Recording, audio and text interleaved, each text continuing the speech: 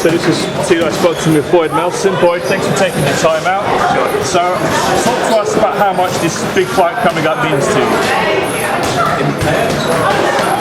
Well, every fight means everything. It's one more step on the ladder. God willing, I'll be leaving it successful. It's my first 8-round competition, so we're going to see, measuring how the gas tank's going to be for 8 rounds. Of course, that's on any fighter's mind when they move up to a new weight class for the first time. I mean, so a new round limit for the first time. And right now, this is the biggest purse, the biggest amount I have to donate. And I'm well aware that if I keep winning, I'll earn bigger purses, larger purses. That's more I can donate each time. So that's on my mind. And then with the data coming in from China that gives FDA approval here in May, they understand that it's probably the largest effort to fight these matches from here out. Now that the data's so close, I have the greatest emphasis on my voice can be that much louder if I keep winning. And this is the time when it needs to be most loud. So you're not just fighting anyone, you're fighting a close friend of yours. So how does that change everything? He's not a close friend, but he's my friend. Let's see. I love him, but I love easy. Does that change the way you prepare? Because suddenly it's an opponent you have, you know, so you know certain characteristics and certain traits. Do you feel that? This is our first match we've had where we've known who the person was more than a week and a half out. Maybe even 2 weeks out at most. So that does benefit us for the strategy we're going to implement. It gives me a face to see every day when I'm training. But it's funny because when I see his face, I see his knucklehead face. Because we're both knucklehead. I think all fighters are knucklehead. So I see that part, and we'll probably be cracking jokes on each other when it's all said and done. But have you done anything differently this time around to prepare for 8-round fights? We began a little bit earlier.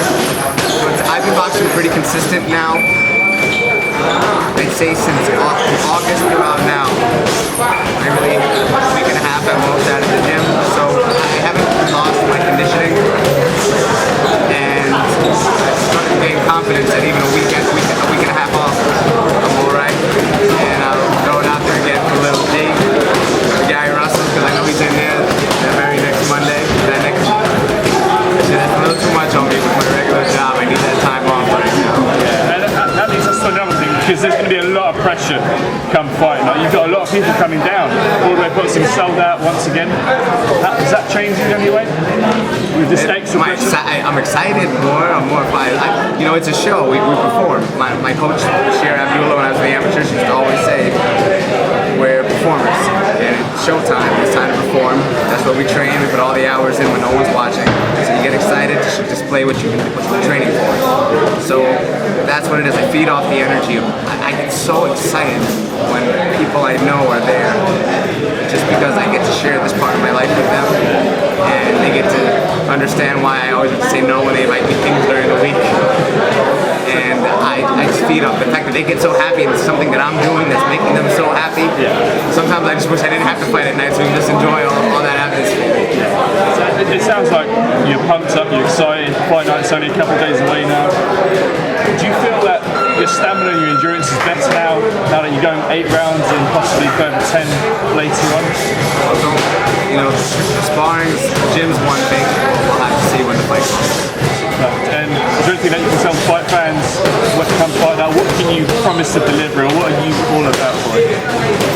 You will be able to see me getting punched in the face. I promise that. Some of you may enjoy that, especially my friends whose chops I bust all the time. They get some revenge vicariously through Delen. The thing that I think about most frequently when I am going to compete and I'm in the ring and what I want to leave, my legacy, even if this, say, would be my very last match I ever had, my legacy is something I took from the last Rocky that came out, Rocky Balboa, where after Antonio Tarver defeated his opponent at the beginning of the movie, and the crowds booed because he beat him pretty easily, and the announcer, the commentators, left that scene fading off, saying, "What boxing's waiting for, what boxing's missing, we're waiting for." I don't remember verbatim. Missing, we're waiting for.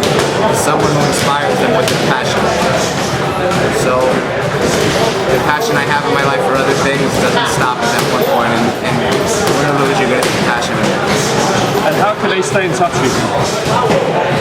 Meaning, like, what's my email address? Okay, just about this. You can go to teamfight2walk.com. Teamfight2walk.com. You'll follow a bunch of fighters who are doing what I'm doing for the purpose I'm doing it for. On that website, there's a link for justadollarplease.org, and you can also go to justadollarplease.org by yourself, and there will be updates about the clinical trial of spinal cord injury, trying to find our first cure for spinal cord injuries that I try to voice every time I can, that I'm holding back from voicing now. And you can donate $1 while you're on there, please, for this trial, as I donate my purse